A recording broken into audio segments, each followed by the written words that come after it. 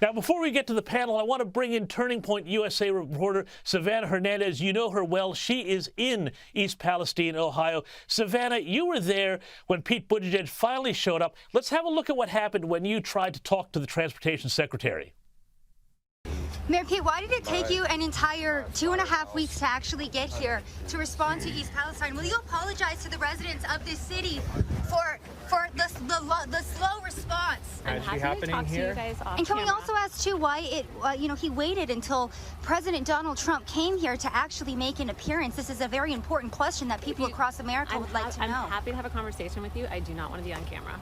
Well, please put your cameras away. My name's Alexis. I'm sorry, we're on a public area, so we are allowed as press. And you guys, I would like you guys to turn your cameras off. Savanah, this is pretty bizarre stuff, both from Buttigieg and his press secretary. Talk us through what happened when you tried to question him. Sure. So I made sure to be there on the scene so I could ask the questions that the American people have had for weeks. OK, this isn't just about a photo op. This isn't about, going out and Pete Buttigieg being here and caring about, I guess, residents here. It's genuinely like he is here for a photo op. That's what I meant to say. Sorry, it's been a very long day. I had to get up very early to go catch Buttigieg. But again, too, it made me really sad to see his response, him running away from people, the fact that the residents of East Palestine have been left in the dark for the past 3 weeks, and then Buttigieg finally has the audacity to come the day after former President Donald Trump made his trip over. And then again, he runs away from me.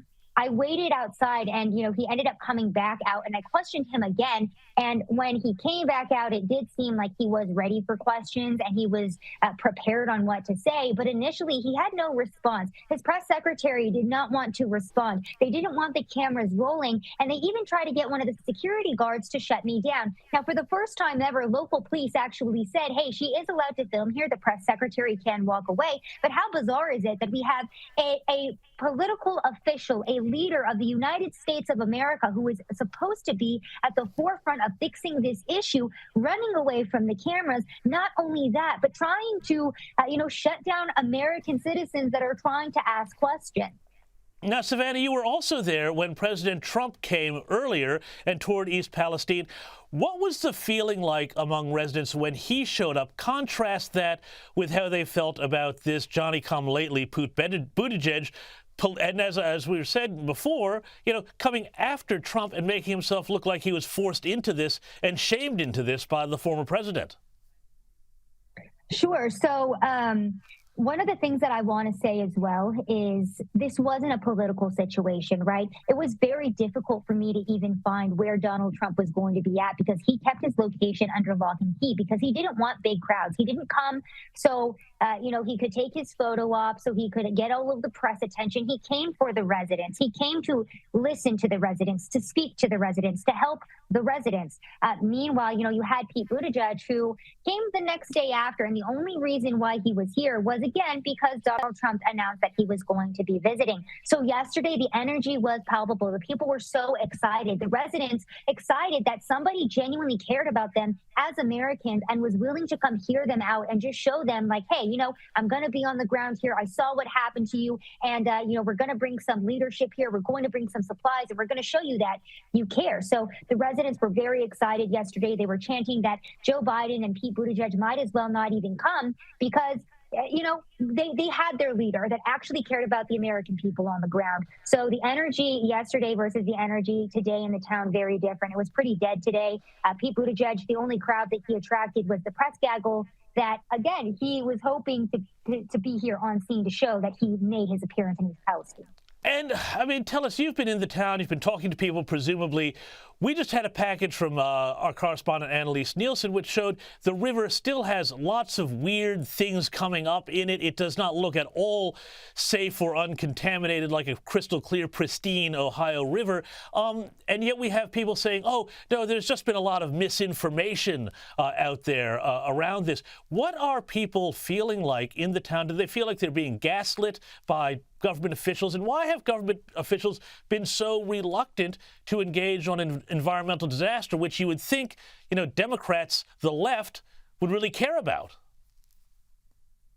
Absolutely. Residents here have been talking to me about how their businesses have been forced to close because of this disaster, about how their children are breaking out in hives and rashes, unable to breathe. I spoke to one woman today who said she's recovering from 2-week chemical pneumonia that she has been fighting. So this is what is happening to the residents here on the ground.